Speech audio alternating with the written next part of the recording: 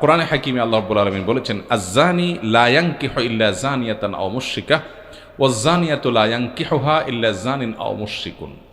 অর্থাৎ ব্যভিচারী পুরুষ সে ব্যভিচারী নারী অথবা মুশরিক নারীকে বিয়ে করবে, আর ব্যভিচারী নারীকে ব্যভিচারী পুরুষ বা মুশরিক পুরুষ বিয়ে করবে।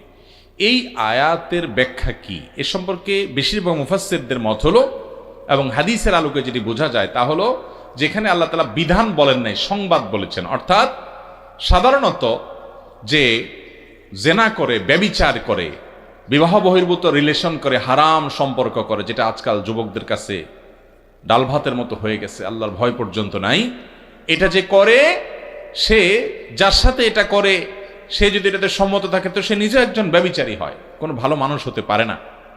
অথবা সে শিরকে লিপ্ত, দুইটার একটা। ইমানদার হলে সে ফাসেক, আর মুসলমান না হলে সে মুশরিক বা আল্লাহর প্রতি ঈমান নাই তার। এরকম লোকের সাথে সে জেনা করে থাকে। এখানে আল্লাহ তাআলা সংবাদ দিয়েছেন, কেউ জেনাকারী হলে সে জেনাকারী মেয়েকেই বিয়ে করতে হবে, আর কোনো নারীকে বিয়ে করতে পারবে না। বা কোনো মহিলা জেনায় লিপ্ত হলে তিনি কোনো পবিত্র পুরুষ যার জীবনে জেনা করে নাই তার সাথে বিয়ে হতে পারবে না, এমন কোনো কথা নেই। অতএব যারা জেনা করেছেন, আল্লাহ তাআলার অবাধ্য হয়ে হারামে লিপ্ত হয়েছেন, তারা যদি বিবাহ বন্ধনে আবদ্ধ হয়ে যান এবং হারাম থেকে সরে আসেন, আলহামদুলিল্লাহ, ভালো কথা যে তারা হারাম থেকে হালালের পথে আসছেন। এখন তাদের কাজ হলো আগের কৃতকর্মের জন্য আল্লাহর কাছে মাপ চাওয়া, যে আল্লাহ, বিয়ের আগে আমরা যে জেনা করেছি আপনি সেটাকে মাফ করে দেন, আর জীবনে আমি পুরুষ হয়ে কোনো নারীর সাথে, নারী হয়ে কোনো পুরুষের সাথে কোনো হারাম সম্পর্ক করব না।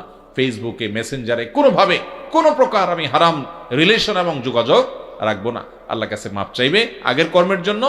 আর একসময় তারা জেনা করেছে, এখন বিয়ে করে ফেলেছে, আলহামদুলিল্লাহ, এখন তাদের পবিত্র জীবন শুরু হয়েছে এবং হক হালালি চলবে, পবিত্র জীবন যাপন করবে, চরিত্র হেফাজত করবে, এখন আর হারামে যাবে না। আগেরটার জন্য যদি মাপ চাবে যথেষ্ট, এটাতে কোনো অসুবিধা নাই। আর যদি তারা জেনা করার পরও কোনো নারীকে বিয়ে করে যে নারী পবিত্র, অর্থাৎ যার জেনার কোনো প্রমাণ নাই, তাহলে সেটাও জায়েজ আছে, কোনো অসুবিধা নাই। আমাদের অনেক ভাইরা আছেন, অনেক বোনরা আছেন, এখানে ভুল বোঝেন।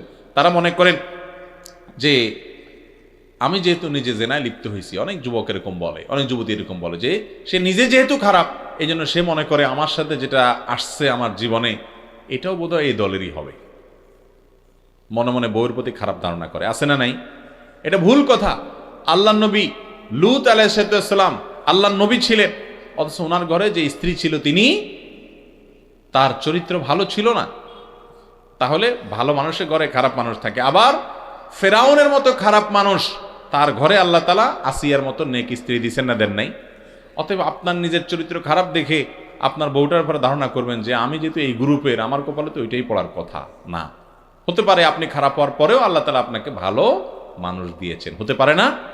অতএব নিজের জীবন সঙ্গীর ব্যাপারে বাজে ধারণা করা যাবে না। তবে জেনাকারী নারী পুরুষ তারা যদি পরবর্তীতে বিয়েতে আবদ্ধ হয়ে যায়, খুবই ভালো কথা, খুবই ভালো কথা যে তারা হালালে পথে চলে আসছে এবং আগের জন্য তওবা ইস্তেগফার করবে।